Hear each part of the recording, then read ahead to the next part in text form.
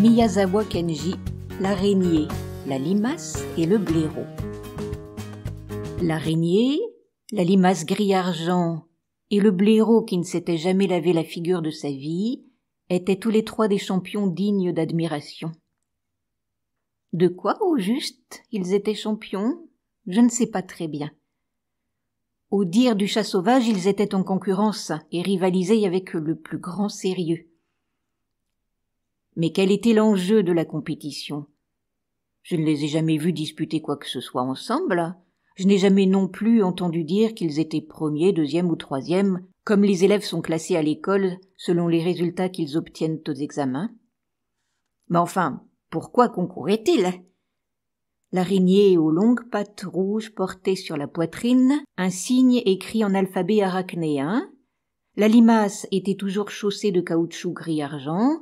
Quant au blaireau, il était coiffé d'une casquette, bien que celle-ci fût quelque peu en mauvais état. Examinons un peu la biographie de chacun. L'araignée aux longues pattes rouges. Tout ce qu'on connaît de la biographie de l'araignée se limite à la dernière année de sa vie. Un soir, elle fut amenée par le vent, on ne sait d'où, à l'orée d'une forêt de hêtres, où elle resta accrochée. Supportant la faim qui la tenaillait, elle entreprit sur le champ de tisser sa toile à la lumière bienveillante de la lune. Elle était si affamée qu'il ne lui restait presque plus de fil dans son ventre. Péniblement, elle s'acharnait à dévider des fils qui avaient à peine l'épaisseur d'une pièce de cuivre de 2 cents. À l'approche de l'aube, un moustique s'approcha et se heurta à la toile tendue par l'araignée. Mais comme les fils avaient été tissés alors que l'araignée tombait d'inanition, il manquait totalement de viscosité. Aussi le moustique tenta-t-il de s'échapper en les coupant. L'araignée, comme folle, se précipita de l'ombre du feuillage et le happa brutalement. « Excusez-moi, pardon, excusez-moi » implora le moustique d'une voix déchirante. Mais l'araignée, sans un mot, le dévora. La tête, les ailes, les pattes, tout fut avalé. L'araignée souffla un peu, se frotta quelques instants le ventre tout en regardant le ciel, puis dévida à nouveau quelques fils, et la toile s'agrandit. L'araignée regagna l'ombre du feuillage et fit étinceler ses 6 yeux dont l'éclat resta fixé sur la toile. « Tiens, où me trouvais-je donc ?» demanda un éphémère qui s'était approché, appuyé sur une canne. « Ici c'est une auberge » répondit l'araignée en faisant cligner l'un après l'autre ses 6 yeux. D'un air lâche, l'éphémère s'approcha du nid et s'assit. L'araignée se précipita et « Buvez donc ce thé » dit-elle en même temps qu'elle mordait brutalement l'éphémère à la poitrine. L'éphémère, qui avait tendu la main pour prendre le thé, l'agita vers le ciel et, se débattant, se mit à chanter d'une voix déchirante. « Ma fille chérie, si tu apprends que ton pauvre père est mort au cours de son voyage… »« Tais-toi, c'est en pure perte que tu te démènes, » dit l'araignée. Alors, l'éphémère, joignant les mains, « Je vous en supplie, le temps que je fasse mon testament. Ne pouvez-vous consentir à attendre un moment ?» implora-t-il. L'araignée se sentit prise de pitié. « Bon, fais vite !» Et elle attendit, en tenant l'éphémère par les pattes. Celui-ci, d'une voix plaintive, reprit son chant depuis le début. « Pauvre enfant, si tu apprends que ton père est mort en voyage, couvre tes petites mains de gants blancs et pars en pèlerinage, bravant la pluie et le vent. Tu demanderas la charité en t'inclinant devant toutes les maisons. Mais pour l'amour du ciel, ne t'approche pas de la demeure de l'araignée, car elle est sans pitié. »« Imprudent » s'écria l'araignée, et elle dévora l'éphémère d'une bouchée. Puis elle regagna le ciel un moment, se frottant le ventre, clignant plusieurs fois les yeux, et se remit à lancer les fils en chantant d'un ton léger « Tralala ! En voilà un qui ne dira plus d'insolence !» La toile avait triplé de taille et était à présent une toile d'araignée digne de ce nom.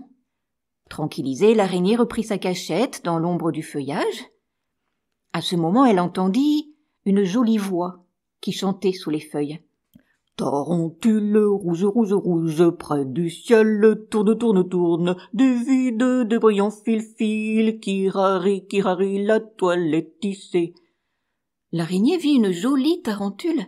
« Viens » dit l'araignée aux longues pattes, et elle tendit pour elle un long fil. La tarentule s'approcha sans hésitation, grimpa, et elles formèrent un couple. Comme chaque jour, de nombreuses proies venaient se prendre dans leur toile, l'épouse tarentule mangeait beaucoup, et faisait de tout ce qu'elle absorbait sa progéniture en puissance. Ainsi beaucoup d'enfants naquirent, mais ils étaient si minuscules qu'ils en étaient presque transparents. Dans la toile, ils jouaient à faire des glissades, des prises de sumo, de la balançoire, et toute la maison retentissait d'une animation joyeuse. Pour couronner le tout, une libellule arriva un jour et annonça que l'araignée avait été désignée par tous comme conseiller de l'association des insectes. Un jour, le couple dégustait le thé, dissimulé à l'ombre des feuillages, lorsqu'il entendit une voix moqueuse qui chantait en bas de l'arbre. Tarentule, tes enfants, au nombre de 200, ont les yeux chassieux, sont à moitié formés, pas plus gros qu'une larme de moustique, tic, au mieux gros comme un grain de millet, C'était une grosse limace gris-argent qui chantait ainsi. Piquée au vif, la mère tarentule éclata en sanglots. Mais l'araignée aux longues pattes dit « C'est vrai que cette bestiole est jalouse de moi depuis quelque temps. Vulgaire limace, je serai sous peu le conseiller de l'association des insectes. Tu meurs de dépit, hein? Tu as beau être grosse, tu n'es pas pour autant capable de devenir conseiller. Ça t'embouche un coin, avoue. » La limace eut une poussée de fièvre sous le coup de la rage. « Maudite araignée, t'en as du culot de m'insulter, » bouillonnait-elle. De temps à autre, la toile était déchirée par le vent, ou encore détruite par un lucane vagabond, mais l'araignée dévidait immédiatement ses fils et la réparait. Les enfants furent décimés.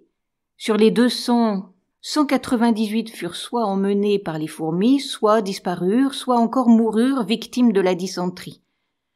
Toutefois, ils se ressemblaient tant que les parents les oublièrent immédiatement. À présent, la toile était magnifique. Les insectes n'en finissaient pas de s'y accrocher. Un jour, alors que le couple était en train de prendre le thé, dissimulé à l'ombre des feuillages, un moustique qui rentrait de voyage s'approcha, vit la toile, battit précipitamment des ailes et s'en fut. Alors, au bas de l'arbre, on entendit un grand rire, puis une grosse voix se mit à chanter. « Ha, ha, ha ! Araignée rouge aux longues pattes, la toile que tu as tissée est si mal faite, qu'elle donne le tournis au moustique qui revient d'un voyage de 10 000 lieues et le fait tourner comme une pierre lancée en l'air. » Le couple vit que c'était un blaireau qui ne s'était jamais débarbouillé de sa vie. L'araignée dit en faisant grincer ses mandibules « Tu cherches la bagarre, damné blaireau, mais n'oublie pas qu'un jour tu te prosterneras devant moi. » À partir de ce jour, l'araignée s'acharna à tisser des toiles, et elle en fit jusqu'à 10, et les surveillait même la nuit. Mais une complication survint. La nourriture s'accumulait sans relâche dans les toiles, qui pourrissaient. Et le couple, en premier, puis les petits, furent contaminés. L'extrémité des pattes d'abord se putréfiait, elle devenait collante, et finalement, un jour, la pluie dilua le tout. Cela se passait au mois de mai de l'an 3800 du calendrier arachnéen. À bientôt pour de nouvelles aventures. Vous pouvez retrouver des histoires et des poésies sur ma chaîne Entendre lire.